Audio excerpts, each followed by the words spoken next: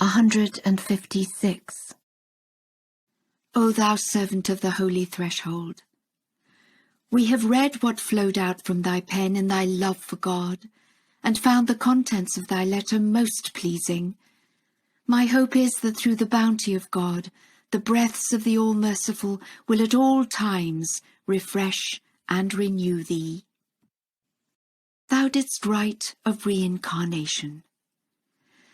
A belief in reincarnation goeth far back into the ancient history of almost all peoples, and was held even by the philosophers of Greece, the Roman sages, the ancient Egyptians, and the great Assyrians. Nevertheless, such superstitions and sayings are but absurdities in the sight of God. The major argument of the reincarnationists was this, that according to the justice of God, each must receive his due. Whenever a man is afflicted with some calamity, for example, this is because of some wrong he hath committed. But take a child that is still in its mother's womb, the embryo but newly formed, and that child is blind, deaf, lame, defective. What sin hath such a child committed to deserve its afflictions? They answer that although to outward seeming the child still in the womb is guilty of no sin, nevertheless he perpetrated some wrong when in his previous form, and thus he came to deserve his punishment. These individuals, however, have overlooked the following point. If creation went forward according to only one rule, how could the all-encompassing power make itself felt? How could the Almighty be the one who doeth as he pleaseth and ordaineth as he willeth? Briefly, a return is indeed referred to in the Holy Scriptures, but by this is meant the return of the qualities, conditions, effects, perfections, and inner realities of the lights which recur in every dispensation. The reference is not to specific individual souls and identities. It may be said, for instance, that this lamplight is last night's come back again, or that last year's rose hath returned to the garden this year. Here the reference is not to the individual reality, the fixed identity, the specialized being of that other rose. Rather, doth it mean that the qualities, the distinctive characteristics of that other light, that other flower, are present now in these. Those perfections, that is, those graces and gifts of a former springtime, are come back again this year. We say, for example, that this fruit is the same as last year's, but we are thinking only of the delicacy, bloom and freshness and the sweet taste of it, for it is obvious that that impregnable centre of reality, that specific identity, can never return.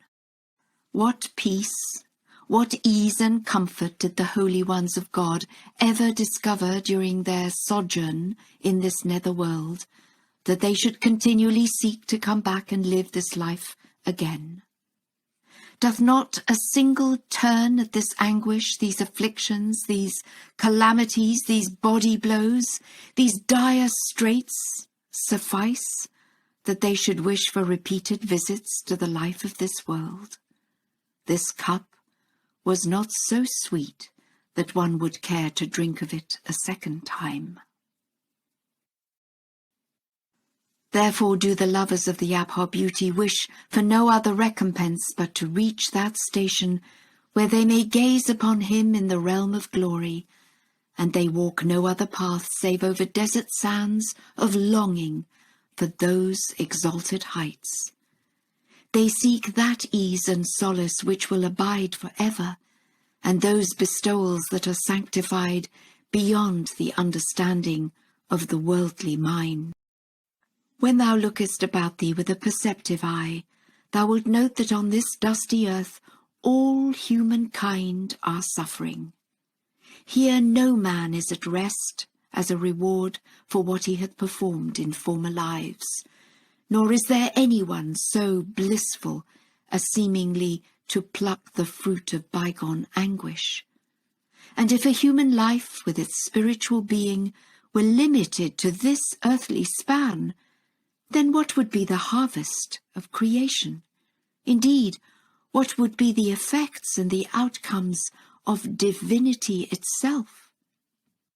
Were such a notion true, then all created things, all contingent realities, and this whole world of being, all would be meaningless.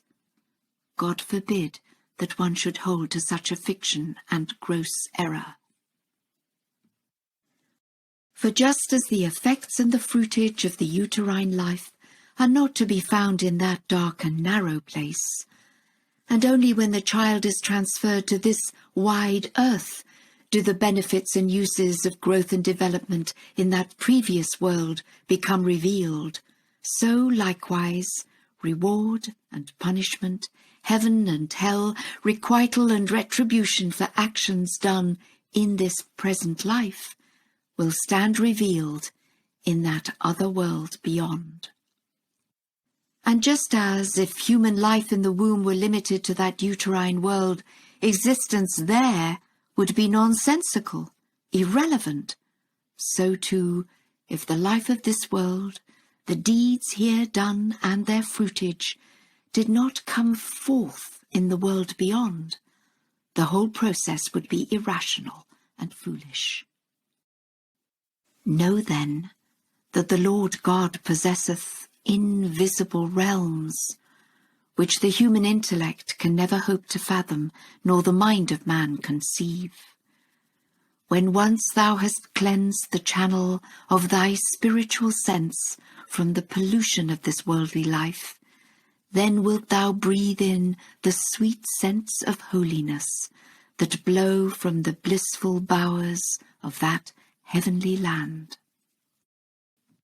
The glory rest upon thee, and upon whosoever turneth toward and gazeth on the kingdom of the All-Glorious, which the Lord hath sanctified beyond the understanding of those who are neglectful of him, and hath hid from the eyes of those who show him pride.